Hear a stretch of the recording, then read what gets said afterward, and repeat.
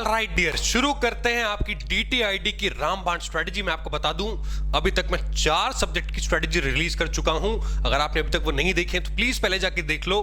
शुरू करते हैं आज का DTIDT, जिसमें सबसे ज्यादा बच्चे परेशान होते हैं उसकी ABC एनालिसिस का वीडियो। देखो, जो आपका DTIDT का सिलेबस आप जानते हो, आपका सेक्शन A DT डिवाइडेड है आपके 50% में और सेक्शन बी IDT डिवाइडेड है आपके 50% में। लेकिन एग्जाम में एक बहुत अच्छी चीज होती है आपके लिए कि जो सेक्शन ए डायरेक्ट टैक्स है डियर, 14 मार्क्स के क्वेश्चन, 56 मार्क्स प्लस आपके 15 मार्क्स के क्वेश्चन, यानी कि अराउंड 70% क्वेश्चन पेपर आपका डायरेक्ट टैक्स से ही पूछ लिया जाता है। तो यहां पे डियर मैक्सिमम फोकस रहेगा आपके डायरेक्ट टैक्स पे। लेकिन हां, अगर किसी ने IDT अच्छे से पढ़ा है तो उसके लिए भी उसको पता लग जाएगा कि कहां से आपको मार्क्स खींचने हैं। तो सबसे पहले शुरू करते हैं आपका सेक्शन ए DTIDT की स्ट्रेटजी में सेक्शन ए डायरेक्ट टैक्सेशन, यानी कि 50% वाला रेशियो।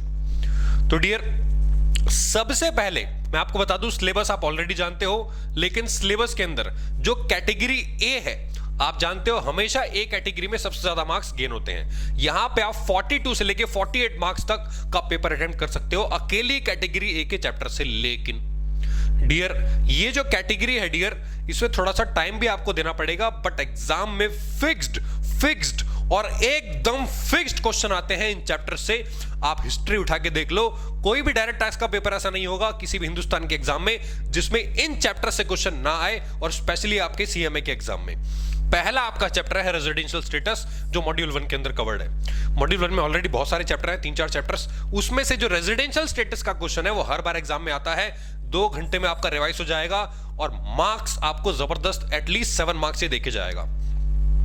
सैलरी का क्वेश्चन डियर फिक्स्ड आता है, 5 घंटे इसको लगेंगे करने में। House property, PGBP, capital gain, other sources, यानी कि ये जो 5 आपके हेड्स हैं इनकम के, जो इनकम के 5 हेड्स हैं डियर, इनके क्वेश्चन एग्जाम में फिक्स आते हैं। अब आपके साथ एक छोटी सी प्रॉब्लम हो सकती है कि हो सकता है आप में से इन 5 हेड में से आपने, हो सकता है कैपिटल गेन या PGBP या कोई 1-2 चैप्टर्स ना किए हो। तो डियर घबराना मत, आप अगर 1-2 चैप्टर आप छोड़ भी दोगे इसमें से, लेकिन 2 मत छोड़ना। हाँ, 1 चैप्टर आप छोड़ सकते हो, बट मैं आपको बता दूं, 5 हेड्स अगर आप कवर कर लेंगे तो डेफिनेटली आपके at least 36 marks dear, including residential status, आपके पक्के हो जाएंगे। 36 मार्क्स, ठीक है। तो 5 हेड्स के क्वेश्चन ऑलरेडी एग्जाम में आते हैं। आखिरी में आपका set of and carry forward, इसका क्वेश्चन डियर एग्जाम में MCQ में तो पूछता ही पूछता है, साथ ही साथ 7 मार्क्स का क्वेश्चन भी कभी कभार एग्जाम में आ जाता है। तो आधे घंटे में रिवाइज हो जाता है। छोटा चैप्टर, ज्यादा बड़ा चैप्टर है नहीं आपका। और आखिरी चैप्टर है डिडक्शंस। डिडक्शन डियर बड़ा चैप्टर है, लेकिन सारी डिडक्शंस आपको नहीं करनी है। ए कैटेगरी में डिडक्शन करनी सारी है, बट सबसे पहले आपको कौन सी डिडक्शन करनी है वो मैंने आपको ऑलरेडी डिडक्शंस की लिस्ट यहां पे दे दी है। ATC, ATCCC, ATCCD, CCE, D, TD, TTA, TTB, GC, ये सबसे इंपॉर्टेंट डिडक्शंस हैं। देख लो हिस्ट्री उठा के, सबसे ज्यादा एग्जाम में यही आती हैं और सबसे ज्यादा मार्क्स भी आपको यही देके जाएंगी। 4 से 6 नंबर 1.5 घंटे में आपके यहाँ पे रिवाइज हो जाएंगे। और डियर टोटल आपके लगेंगे यहाँ पे 20 से 25 घंटे, और आपके 42 से 48 मार्क्स यहाँ पे कवर हो जाएंगे। ये था आपका सेक्शन ए, मतलब सेक्शन ए नहीं, ए कैटेगरी। अब आते हैं डियर DT की B कैटेगरी पे। मैं IDT के बारे में बाद में बात करूंगा, ठीक है। कैटेगरी B में कुछ खास है नहीं। 3 घंटे में आपको 7 मार्क्स मिल सकते हैं डियर, रिवीजन करके। और यहां पे जो आपका टॉपिक है वो है total income and competition of tax. इसका 7 मार्क्स का क्वेश्चन हर बार एग्जाम में आता है, लेकिन इसके लिए पता है क्या प्रॉब्लम है? इसकी प्रॉब्लम ये है डियर कि आपको यहां पे ये वाली जो कैटेगरी है, ये तभी समझ में आएगी, चैप्टर तभी समझ में आएगा जब आपने पूरा सिलेबस DT का पढ़ रखा होगा। डियर, पूरा सिलेबस DT का पढ़ रखा होगा, तभी जाके चैप्टर आपको समझ में आएगा। क्योंकि टोटल कंपटीशन आप जानते हो, टैक्स की टोटल कंपटीशन के लिए आपको सारे चैप्टर्स याद होने चाहिए डिडक्शंस के साथ। 3 घंटे में आपको 7 मार्क्स का क्वेश्चन ये आपको आपके लिए देके जाएगा। अब C कैटेगरी में डियर मैं आपको कुछ भी रेकमेंड नहीं करता। जो भी आपके रिमेनिंग टॉपिक्स हैं वो कम से कम आपके 10 घंटे खाएंगे और मार्क्स देके जाएंगे 0 से लेके 15। इसकी कोई वर्थ नहीं है। हाँ, अगर टाइम बचे तो इसको रिवाइज कर लेना प्लीज, ठीक है। अब आते हैं आपके डियर कैलकुलेशन पे कि अगर आप A और B कैटेगरी को रिवाइज करके अटेम्प्ट करते हो तो 49 मार्क्स का पेपर अटेम्प्ट होता है।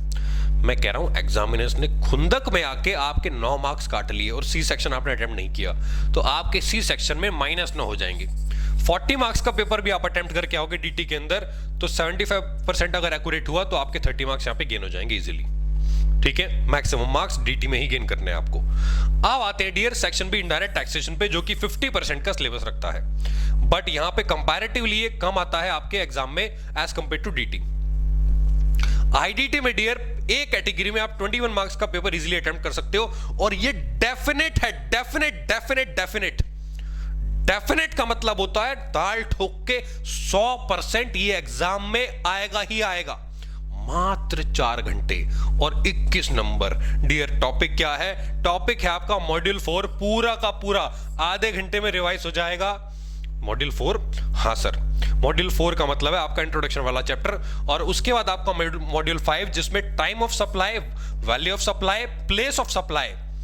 डियर इसका क्वेश्चन हर बार एग्जाम में एटलीस्ट 7 मार्क्स का आ रहा है, कम से कम 7 का, और 2-3 एमसीक्यू में भी पूछ लेता है।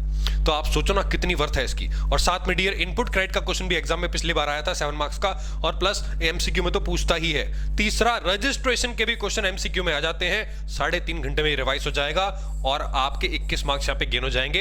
एक रामबाण और दे रहा हूं डियर, स्टडी मटेरियल के सारे क्वेश्चन कर लेना, स्टडी मटेरियल के सारे क्वेश्चन कर लेना, उसी में से आपके एमसीक्यू प्लस आपके ये क्वेश्चंस बन के आएंगे। अब बात आती है आपकी यहां पे बी कैटेगरी की। डियर बी कैटेगरी में आपको क्या करना है? जो आपका मॉड्यूल 5 है, लेवाई एंड कलेक्शन, मतलब मॉड्यूल 5 के अंदर जो आपके बचे हुए चैप्टर्स हैं आपके जीएसटी के अंदर, उसमें levy and collection, competition of GST और रिटर्न्स और पेमेंट ऑफ टैक्स, ये चैप्टर्स आपको कवर करने हैं जीएसटी से रिलेटेड। 2.5 घंटे में रिवाइज हो जाएंगे। 7 मार्क्स आपके पक्के हैं, फिक्स्ड है। सर आपने ए में क्यों नहीं डाला? क्योंकि डियर इसकी वर्थ कम है एज कंपेयर टू ऊपर वाले चैप्टर्स की, ऊपर वाले क्वेश्चंस की। वो वाले क्वेश्चन एग्जाम में फुल फ्लैज आते ही आते हैं, यहाँ पे कभी कभार एमसीक्यू आ जाते हैं, कभी कभार नहीं आते।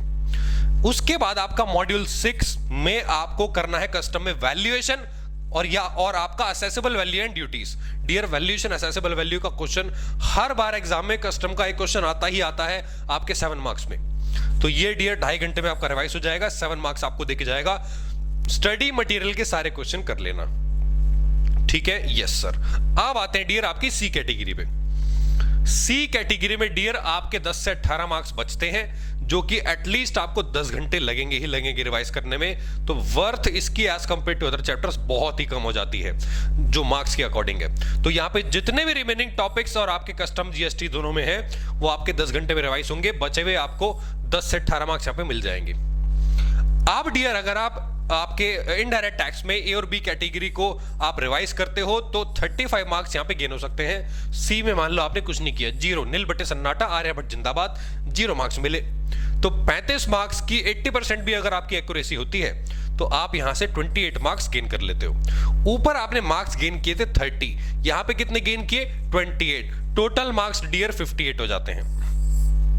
मैं कह रहा हूं चलो थोड़ी किस्मत खराब थी, उसने 15% मार्क्स और काट लिए एग्जामिनर ने, तब भी 50 मार्क्स आपके इजीली अचीव हो जाएंगे आपके डीटी आईडीटी के एग्जाम में। डियर सच बता रहा हूं, ये स्ट्रेटजी इंप्लीमेंट कर दो, कोई भी आपको नहीं रोक सकता 50 से कम लाने से, ये मेरी गारंटी है। तो ये था आपका डियर डीटी आईडीटी का वीडियो। 4 सब्जेक्ट की वीडियो ऑलरेडी लॉन्च हो चुकी है, अब बचे हुए सब्जेक्ट्स की भी जल्दी से अपलोड होने वाली है, तो जल्दी इस चैनल को सब्सक्राइब कर दो, बेल आइकन प्रेस कर देना। पीडीएफ आपको कम्युनिटी में मिल जाएगा, वहां पे मैंने पीडीएफ का लिंक दे रखा है, सारे पीडीएफ वहां पे अपलोड होंगे स्ट्रेटजीज के। तो मिलते हैं आपसे डियर अगले वीडियो में, तब तक के लिए take care and bye bye.